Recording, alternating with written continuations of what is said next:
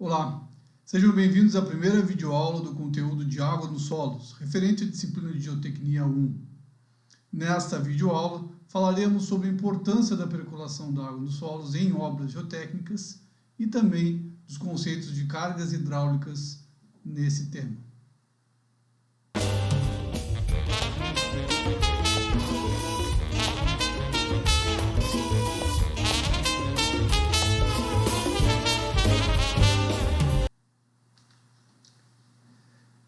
A permeabilidade e a percolação é um assunto de extrema importância na engenharia civil, principalmente na área de geotecnia, porque é com estes conhecimentos que vocês irão dimensionar os esforços causados pela percolação de água, problemas de vazão em barragens, piping, erosão interna e uma série de características que este fenômeno de percolação, da água passar através dos vazios, gera em obras de engenharia civil. Os solos, na sua grande maioria, com frequência, estão saturados ou parcialmente saturados, ou seja, estão com água ocupando seus vazios. Tá? E essa água que ocupa os vazios do solo, quando submetida a uma diferença de potencial hidráulico, ela vai tender a fluir pelos canalículos que se formam entre esses poros interconectados, dentro do solo. Tá? Mas não é só o solo, que tem que tem esse fenômeno de percolação de água nos solos. Rochas também, por mais que pareçam impermeáveis, a água flui nas fissuras, ou rachaduras, vamos dizer assim, das rochas, flui, tem vazão. Então, praticamente não podemos dizer que não existe um material impermeável, todos terão, de alguma forma, por menor que seja, alguma permeabilidade. Bom, a facilidade com que essa água flui através desse meio poroso, ela flui através dos vazios do solo, nós chamamos essa propriedade de permeabilidade. Então, a facilidade com que a água flui através dos vazios do solo, nós conhecemos como permeabilidade. A permeabilidade é quantificada por um coeficiente na engenharia. Então, como um bom engenheiro, todos os fenômenos precisam ter uma unidade, ter uma quantificação. E a gente quantifica a facilidade com que a água flui no solo com um coeficiente chamado coeficiente de permeabilidade. Então, para obter esse coeficiente, nós temos ensaios de laboratório que vão dizer o quão fácil ou não, ou quanto mais fácil ou mais difícil é da água percolar por um determinado solo. Tem um termo análogo, o coeficiente de permeabilidade, que nós chamamos de condutividade hidráulica.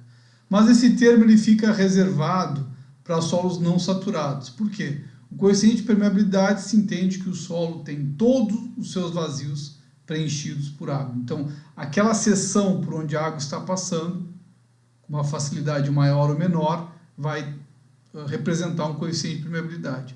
Agora, quando este meio por onde a água passa, ele não está totalmente saturado, o termo melhor aplicado é a condutividade hidráulica. A ação da água percolando pelos vazios, nós chamamos de percolação. Então, a água percolando pelos vazios do solo, nós damos o nome de percolação. E a facilidade que ela tem de percolar, nós chamamos de permeabilidade. Esses são apenas termos que a gente vai usar aí ao longo deste conteúdo, mas o importante é que esse estudo do movimento da água no interior do solo, ele é de extrema importância para a engenharia. Tá?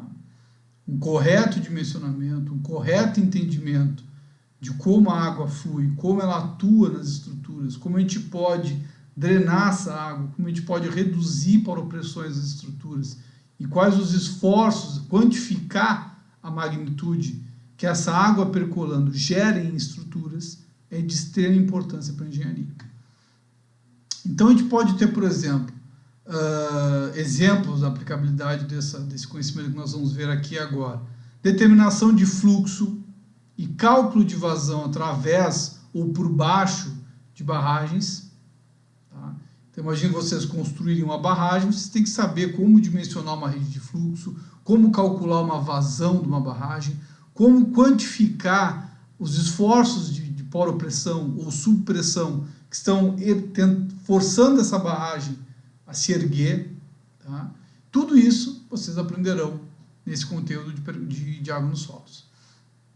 Não só barragens, né, como qualquer outro tipo de escavação. Sempre que eu tiver uma diferença de nível d'água, uma diferença de potencial hidráulico, essa água entrará em processo de percolação e gerará uma força, um esforço devido a essa percolação.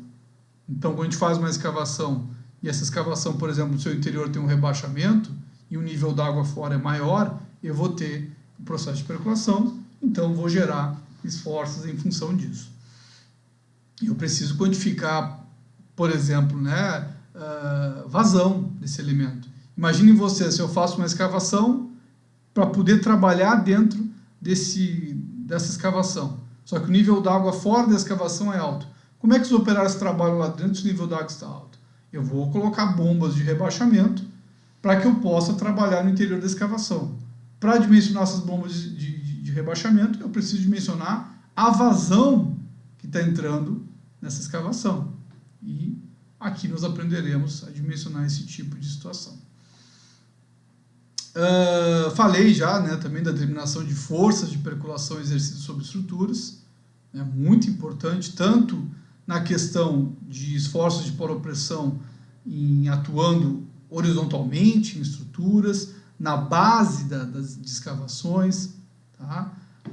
Problemas de ruptura de fundo, problemas de areia movediça, que nós vamos ver, né, que é quando essa força de percolação anula, ou se iguala, melhor dizendo, a tensão efetiva, tá? Gerando assim uma tensão efetiva nula, e aí a água entra em processo de liquefação. Tá? Também estudos de estabilidade em taludes, porque a poropressão dentro do solo pode ser responsável por uma redução da resistência do solo, tá? Porque ela também é diretamente ligada à pressão neutra, e também tensões provocadas pela percolação, como eu falei para vocês acima, né? Forças que são acrescidas no cálculo de vocês em função da água estar parada ou estar em percolação.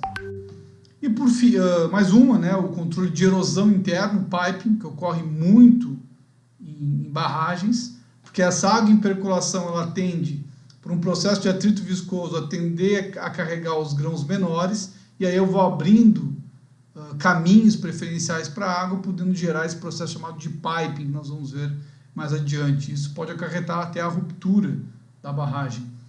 Processos, aqui como nós estamos falando de forças, né, e falamos também de processo de areia movediça, de liquefação.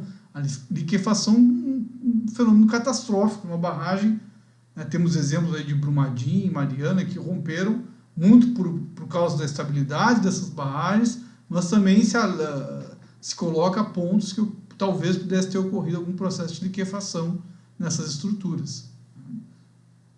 E por fim, mas não menos importante, a análise da velocidade dos recalques por adensamento, né? O conteúdo de adensamento dos solos ele é reservado no capítulo que vocês verão mais adiante, né? A gente vai conversar bastante sobre recalques e deformações em solos moles, certo? E o fenômeno de adensamento é um fenômeno de recalque, ou seja, o solo deformando em velocidades muito pequenas, tá? E esse processo ele é todo baseado no entendimento de que para a água, para o solo deformar, a água tem que sair dos vazios do solo para esse solo poder fechar os vazios. Então também entra no estudo de permeabilidade dos solos. Ele é um capítulo à parte, mas ele está diretamente ligado com o entendimento dos fenômenos relacionados à permeabilidade do solo. Bom, para nós entendermos e começarmos a dimensionar o problema de água nos solos, né, de permeabilidade, nós precisamos entender o conceito de cargas hidráulicas. Então, para estudar, para entender essas forças que que controlam o escoamento da água através do solo, a gente precisa avaliar a energia que esse sistema tem como um todo. Então, no estudo de água nos solos, é conveniente a gente falar, se expressar, né, dessas energias como correspondentes de cargas ou alturas. Então, a gente vai falar muito de cargas e alturas, carga pesométrica, carga altimétrica, etc. Isso representa a energia por unidade de massa que essa água vai ter em uma determinada situação. Para trabalhar com essas cargas, a gente vai se basear lá na equação de Bernoulli, que é válida para escoamentos, né, de regime permanente e não viscosos. E também precisamos considerar que são fluidos incompressíveis, certo? Então, todos os conceitos de mecânica dos fluidos que vocês aprenderam relacionados à equação de Bernoulli, nós vamos utilizar aqui também na mecânica dos solos, né? Vamos considerar que os vazios do solo sejam um espaço lá que vocês considerariam em uma tubulação com uma forma qualquer. Bom, para isso, o que o Bernoulli nos diz? Que a carga total, num determinado ponto da água, a carga total que ela tem é a soma de três cargas. A carga de altura, a carga piezométrica e a carga de velocidade. Bom, então aqui eu tenho a equação que representa. Vou chamar de H maiúsculo a minha carga total, H minúsculo A minha carga de altura ou carga altimétrica, o meu HP a carga piezométrica e o meu HV a carga de velocidade. Bom, o que são essas cargas, né? A carga de altura, gente, nada mais é que a diferença da cota entre o ponto considerado e qualquer cota definida como referência. O que quer dizer isso? Sempre que vocês forem começar um problema de água nos solos, sempre que forem estudar uma barragem, forem estudar qualquer problema que vocês forem estudar, vocês têm que adotar um nível de referência. Tá? Então, a carga altimétrica é sempre o quê? A carga de altura, a distância, assim só, a distância do nível de referência até o ponto de análise. Então, vamos ver esse problema aqui em cima. Imaginem vocês que eu tenho um nível de referência, que eu coloquei aqui abaixo, tá? E eu tenho o ponto A que eu estou analisando. O que é a minha carga altimétrica? É a minha altura em relação à referência. Só isso. A minha altura em Y aqui, ó. A distância da referência até o ponto. Certo? Então, eu estou chamando aqui que é o meu Z. Simplesmente a minha cota em relação a este ponto. O que é a carga piezométrica? É a pressão neutra no ponto. Ela é expressa em altura de coluna d'água. Então, imaginem vocês. Se vocês têm um caninho de 10 centímetros e esse cano está cheio de água, vocês vão ter uma pressão muito pequena no dedo de vocês, porque a altura de coluna d'água é muito pequena, 10 centímetros. Se eu botar um cano de 10 metros cheio de água no dedo de vocês, com certeza vocês vão sentir uma pressão muito maior. Por quê? Vai ser 10 metros vezes o gama da água. Né? Se eu botar 10 centímetros, é 10 centímetros vezes o gama da água. Isso é pressão neutra. Altura de coluna d'água acima do ponto. É a pressão, é a carga hidráulica representada através de uma coluna d'água acima desse ponto. Então, eu tenho uma carga de referência, que é a carga altimétrica, e uma carga piezométrica, que representa a pressão em relação àquele ponto. Certo? Então, por exemplo, como é que eu avalio essa carga piezométrica? Bom, se eu chegar no campo e colocar uma tubulação qualquer, colocar um cano ali, o que vai acontecer com a água? Ela vai subir até encontrar a pressão que se equilibre com o meio. Então, essa altura de coluna d'água representa a pressão do ponto. É assim que o engenheiro, por exemplo, verifica qual as poropressões de uma escavação, numa barragem. Ele bota um piezômetro no ponto. Ele bota um tubo, um filtro na ponta para não entrar solo, e a água vai subir até uma altura equivalente à pressão que tem naquele ponto. Então, é pressão representada em altura de coluna d'água. Nós chamamos de HP. O Bernoulli fala, né, também em carga de velocidade, ou seja, em problemas de percolação de água nos solos, a carga de velocidade acaba sendo, né, que é uma carga cinética, ela é uma carga desprezível para nós. Por quê? Porque nossas velocidades são muito baixas. Então, essa carga de velocidade acaba ficando muito pequena em relação às outras. Então, não vale a pena a gente se debruçar sobre ela. Então, a gente considera ela desprezível, fazendo com que a nossa carga total seja representada apenas por carga altimétrica e carga piezométrica, certo? Bom, para que haja fluxo, para que haja percolação, eu tenho que ter uma diferença de carga hidráulica, ou seja, eu tenho que ter uma perda de carga hidráulica de um ponto para o outro. Tá? Se nós olharmos o desenho aqui, ó, é uma tubulação inclinada. O que nós temos aqui? Ó? Se eu botar a referência, olha o tamanho da minha carga altimétrica, e lá no ponto eu tenho uma carga piezométrica. Eu tenho toda essa altura, né, e uma carga de velocidade, que aqui é representando uma equação geral, né, mas nós sabemos que em solos não vai ter. Enfim, a carga total tem toda esta altura. Se eu for para o ponto B, ele está mais baixo. Então, para a mesma referência, a carga altimétrica é menor, e a altura de coluna d'água no ponto, ó, é essa aqui. Porque eu tenho um piezômetro indicando essa carga piezométrica aqui, essa altura de coluna d'água no ponto. Então, meu HB é menor. Ou seja, a carga total do ponto A é maior que a do ponto B, então eu tenho uma diferença de carga hidráulica, ou seja, do ponto A para o B, eu perdi carga hidráulica. Eu tive uma perda de carga hidráulica, eu acabei gerando aqui um ΔH maiúsculo, que nós chamamos, que é uma perda de carga hidráulica. Bom, se eu for escrever nossa equação aqui, né, que a carga em A é igual à carga em B mais essa perda, desmembrando essa equação, eu posso dizer, ó, que a carga total em A é a poropressão em A dividido pelo gama da água, como vimos no slide anterior, mais a carga de posição no ponto A. E a de B, a mesma coisa, altura de coluna d'água, então a poropressão no ponto, divididos pelo gama da água, mais a carga altimétrica, mais esta perda que ficou. Então, essa base, gente, ela vai ser extremamente importante para vocês desenvolverem os exercícios. Nós sempre iremos trabalhar com o conceito de carga total, inicialmente. Ou seja, num ponto eu tenho uma carga total, e para chegar em outro ponto eu vou ter uma outra carga total. Certo? Então, de um ponto A para chegar no ponto B, a carga em A certamente vai chegar em B com uma perda ΔH. Então, nós vamos ter essa equação de cima. Um ponto A vai chegar num ponto B com uma carga hidráulica menor, total, mais uma perda de carga que ocorreu para chegar naquele ponto. Certo? Bom, a carga total é dividida aí, então, em quê? Em carga piezométrica e carga altimétrica. Em carga piezométrica e carga altimétrica.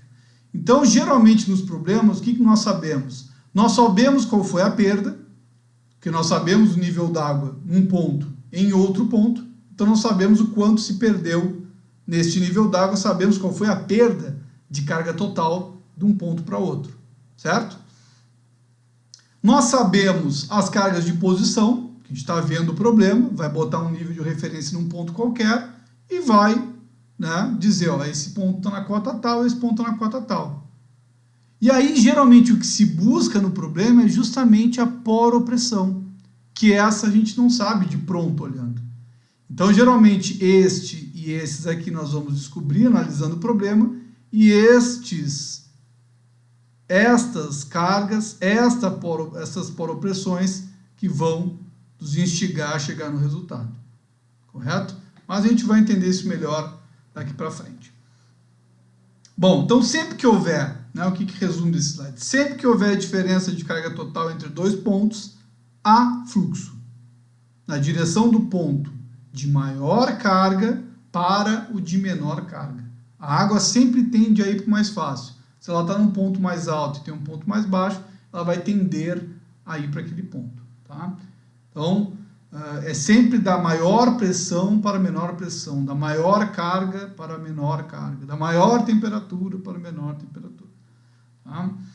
Bom, Vamos analisar dois casos aqui para entender um pouco desse conceito que nós estávamos falando, que só há fluxo se tiver diferença de carga. Bom, imaginem vocês que eu tenho um recipiente qualquer, que é o caso 1 aqui, esqueçam um pouco o caso 2. No caso 1, tá? E vocês estão analisando o ponto B, tá? Bom, se façam essa pergunta agora, né? Eu não posso interagir com vocês diretamente, como se fosse em aula, mas imaginem assim, se vocês têm um copo, um vaso de água parado em cima da mesa, tem fluxo de água nesse copo? Nessa jarra? Não, né? Provavelmente a água está parada dentro do vaso. Por que ela está parada? Porque eu não tenho diferença de carga hidráulica. A água do fundo, do topo, não tem carga total diferente uma da outra. Bom, vocês podem pensar assim, tá, mas vamos lá então, vamos ver se essas cargas realmente são iguais, né? A carga altimétrica do ponto B é igual ao do A? Não, não é. Se eu botar uma referência aqui, ó, a minha altimétrica é o que está representado aqui no HAB. Tá? Se eu analisar o ponto A, a minha carga em A é a altura do referencial até o ponto A, então são diferentes. Bom, então tem que ter fluxo. Calma. Vamos analisar outra carga. Carga piezométrica. A carga piezométrica, gente, é pura e simplesmente o quanto de água eu tenho acima do ponto. Basicamente isso. Então, acima do ponto B, se eu colocasse um tubinho aqui, ó, acima do ponto B, o que ia acontecer? A água ia subir até esse nível aqui, né? Todo mundo conhece nível de pedreiro, né? Nível de mangueira. Como é que se coloca uma tomada numa obra? O cidadão vai lá e marca na parede um X, coloca uma mangueira, o nível d'água da mangueira naquele ponto, e o seu servente vai lá no outro ponto e bota a mangueira. Quando o nível d'água parar, ele sabe que os dois níveis, né, vasos comunicantes, os dois pontos estão no mesmo nível. Se ele levantar a mangueira, ele levanta a mangueira, o nível d'água vai descer para encontrar o equilíbrio. Por quê? Porque não tem perda. Então tem que estar no mesmo nível. Bom, então, se eu botar um tubinho aqui, ó, se fosse uma mangueira, a água ia subir até aqui. Se eu botasse um tubinho aqui, a água ia subir até aqui. Então, a carga piezométrica é essa altura de água, aqui ó, acima desse ponto, do A, e acima do B, esse ponto. Bom, mas a carga altimétrica é diferente, a carga piezométrica é diferente. Não, acabamos de falar que se tiver diferença de carga, tem fluxo. Por que a água está parada? Porque é diferença de carga total. E neste caso a carga total é igual. Por quê?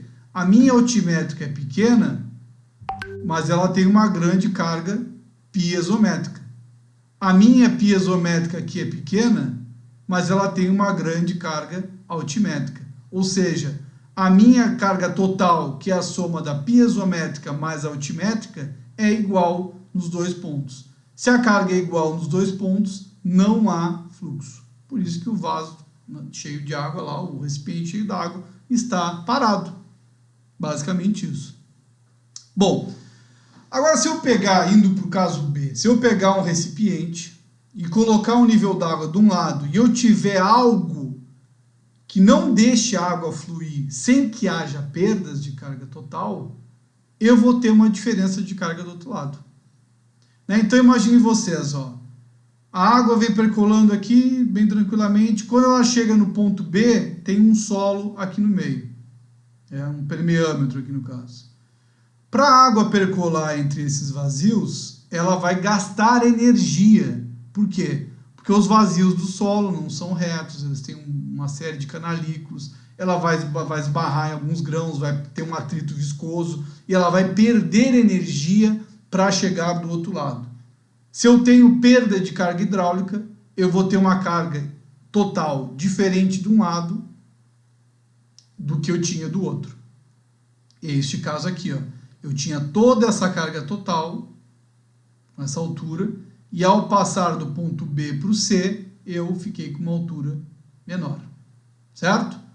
Então, o que aconteceu? Essa diferença desse nível d'água para esse nível d'água, isso aqui é o ΔH. É o que eu perdi para chegar do outro lado.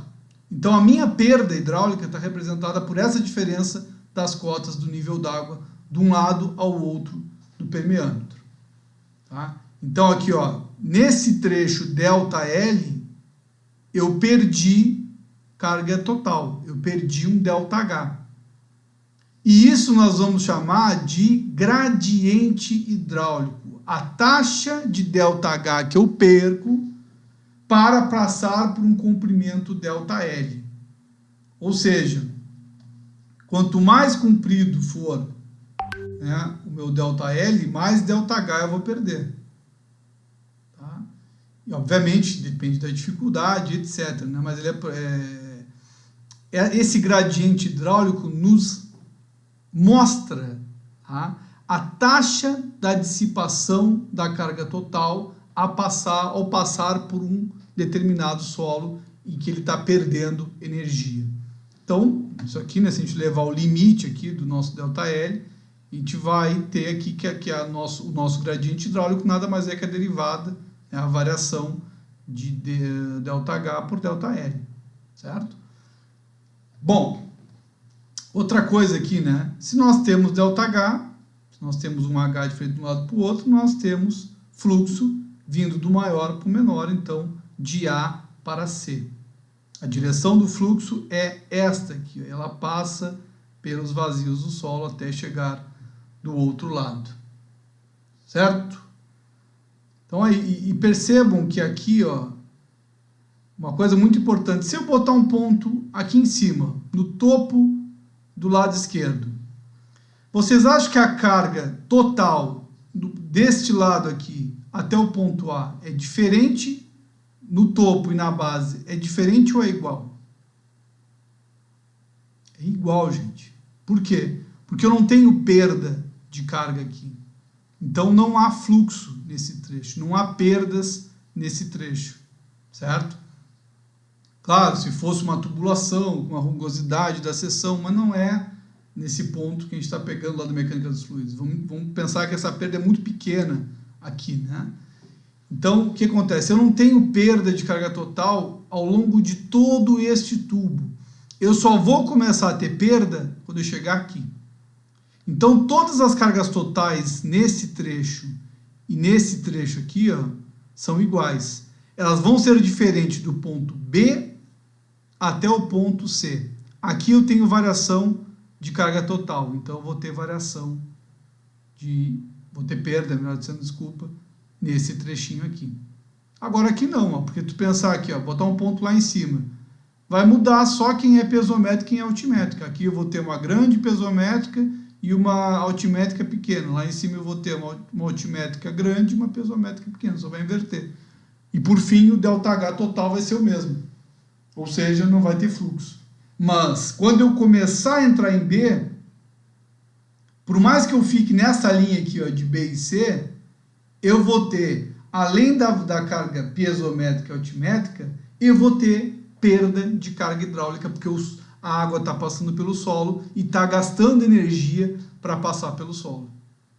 E é aí que está todo o cerne do problema que vocês vão analisar neste conteúdo. É entender como é que a carga total é perdida ao longo do solo. Esse é o ponto-chave. O resto é resto. Saber o que é carga total e carga pesométrica é muito simples, né? Altimétrica, cota, pesométrica, altura de coluna d'água acima do ponto. Então, você sempre tem que começar pelo sentido do fluxo, sabendo que desse lado vocês conhecem conhecem a pesométrica e a altimétrica, e desse lado aqui vocês também conhecem a pesométrica e a altimétrica. O que vocês não conhecem? O que aconteceu aqui no meio. E é isso que a gente vai investigar, certo? Bom, como eu falei para vocês, né, no slide anterior, quando a água passa por dentro do solo, ela vai perder energia. Porque, claro, né, imaginem vocês, quanto mais fácil for para ela passar pelos vazios do solo, menos energia ela vai perder. Quanto mais fino for o solo, vamos dizer assim, ele provavelmente terá, ou melhor dizendo, um solo mais compactado, ele vai ter vazios menores, a água vai ter que percorrer caminhos mais difíceis, mais longos, ele vai gastar mais energia, né? Só que toda vez que a água passa pelos vazios do solo, ela acaba gerando esforços, porque ela, ao se chocar, digamos assim, ou passar pelos grãos, ela acaba tendendo a arrastar as partículas na direção do movimento por um atrito viscoso que a água tem com os grãos. E é isso que promove esse desgaste, essa perda de carga total, essa perda de energia que a água tem ao atravessar um solo, certo? Então, toda vez que ela promove esse atrito viscoso nas partículas, ela acaba gerando uma força no solo. E essa é chamada de força de percolação. A força de percolação é dada, então, por essa perda de carga total que nós temos, vezes o gama da água, vezes a área da seção por onde está passando essa água. Então, imagine vocês uma tubulação, essa tubulação cheia de solo, a força de percolação está indo perpendicular a esta área analisada. Então, é essa área que eu estou falando. Tá? Mas a gente não costuma trabalhar muito em geotecnia com a força de percolação. Nós trabalhamos com a força de percolação por unidade de volume, que nós conhecemos como J. Ou seja, nada mais é do que a força de percolação, né, ΔH, gama da água vezes a área, divididos por essa área da seção vezes L. Ou seja, se vocês tivessem uma tubulação, se a área seria a seção do tubo e o L, o comprimento do tubo por onde a água está percolando. Então, a água estaria percolando na direção do comprimento do tubo. Este é o L. Isso vai se a gente cortar aqui, né, as áreas das seções, a gente vai ter nada mais, nada menos do que ΔH sobre L vezes o gama da água. E nós acabamos de ver que o ΔH sobre L nada mais é do que o nosso gradiente hidráulico. Ou seja, a nossa força de percolação é dada por I vezes o gama da água, onde o I é o nosso gradiente hidráulico. Ok? Bom, pessoal, esta força de percolação por unidade de volume vai nos implicar em tensões no solo devido a esse processo de percolação. Então, nós vimos nos conteúdos anteriores as tensões geostáticas no solo, né? Onde a tensão total era o peso próprio do solo, mais as polopressões, mais algum carregamento externo, né? Então, a gente pegava um determinado ponto do solo, calculava lá gama vezes a profundidade, ou gama Z, tinha carga total. Descontava da polopressão, né, a altura da água vezes o gama da água, tinha o U. Tensão total menos a polopressão, vocês tinham tensão efetiva. Agora, além da tensão efetiva, nós vamos calcular como essa força de percolação também promove tensões no solo. Então não é mais aquela água que nós tínhamos nos exercícios do outro bimestre, que a água estava parada, vocês faziam gama Z. Agora nós temos água num processo de percolação. E esse processo de percolação geram forças de percolação. E essas forças de percolação geram tensões no solo. Então, na nossa próxima videoaula, nós vamos analisar como as tensões no solo vão ficar quando nós temos um solo sem fluxo, um solo com fluxo ascendente, ou seja, a água está na direção oposta à gravidade, ao sentido da gravidade, e uma condição de fluxo descendente, quando a água está no mesmo sentido da direção da gravidade. Certo? Agradeço por estarem aqui até o final da videoaula e encontro vocês num próximo vídeo. Grande abraço e bons estudos!